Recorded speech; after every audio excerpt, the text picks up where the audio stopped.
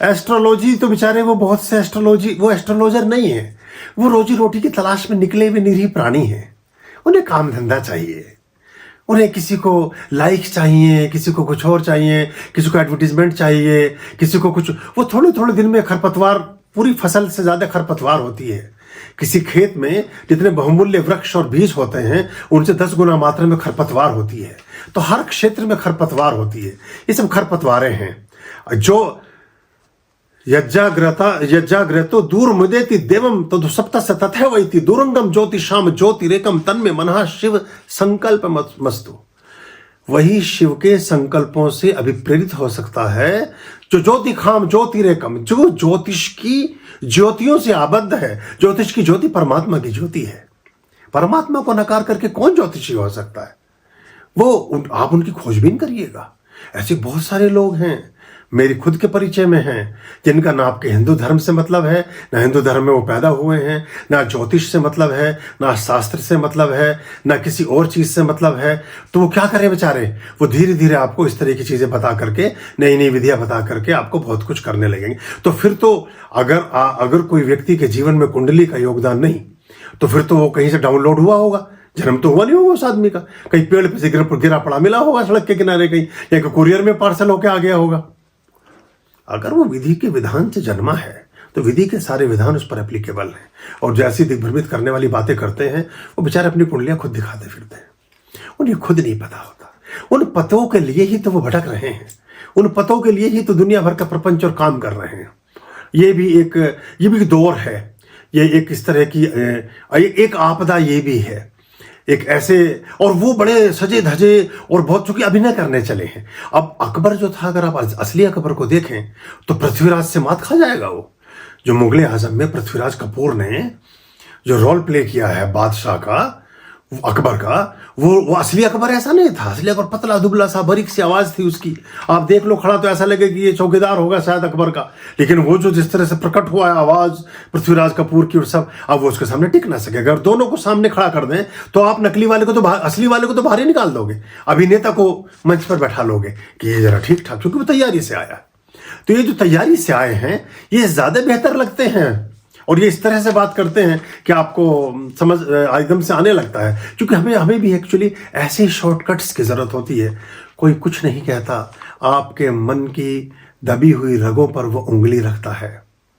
जो भी गुरु, जो भी टीचर, जो भी प्रेमी, जो भी मित्र, जो भी भाई, जो भी बहन, जो भी पत्नी, जो भी पति आपके मन जैसी कर दे, वो आपको बहुत प्रिय और प्रीतिकर लगने लगता है।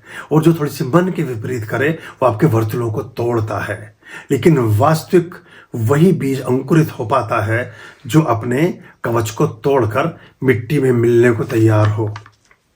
मिटा दे अपनी हस्ती को अगर कुछ मर्तबा चाहे, मिटा दे अपनी हस्ती को अगर कुछ मर्तबा चाहे, कि दाना खाक में मिलकर गुले गुलजार होता है।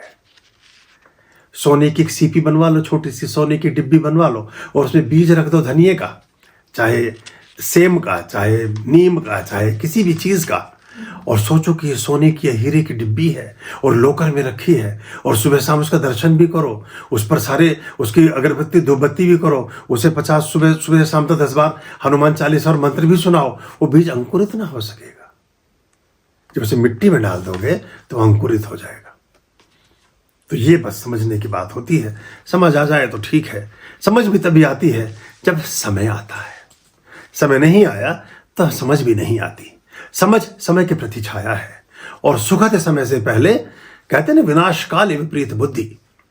अगर खराब समय है तो सारे ही त्याज्य विचार प्रिय लगने लगते हैं, सारे ही विकार श्रेष्ठ लगने लगते हैं, सारे ही व्यसन हमें बहुत भाने लगते हैं, सारे खराब लोगों से हमारी मित्रता होने लगती है।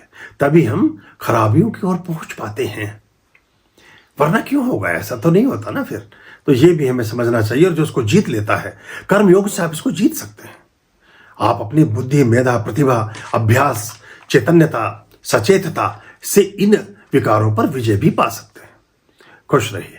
आर्यं शरणं शुभमस्तु, संभव करणं हरमस्तु, देवं वर्णं कर्मस्तु, पापं चरणं परमस्तु पापं धर्मं मर्मस्तु तारं कर्मं कर्मस्तु हृदयं बीजं धर्मस्तु शोकं दुःखं हरमस्तु शोकं दुःखं हरमस्तु आर्यं शरणं शुभमस्तु संभवकरणं हरमस्तु देवं वर्णं कर्मस्तु पापं चरणं परमस्तु पापं धर्मं मर्मस्तु तारं कर्मं कर्मस्तु हृदयं बीजं धर्मस्तु शोकं दुःखं हरमस्तु शोकं दुःखं हरमस्तु पापं धर्मं मर्मस्तु तारं कर्मं कर्मस्तु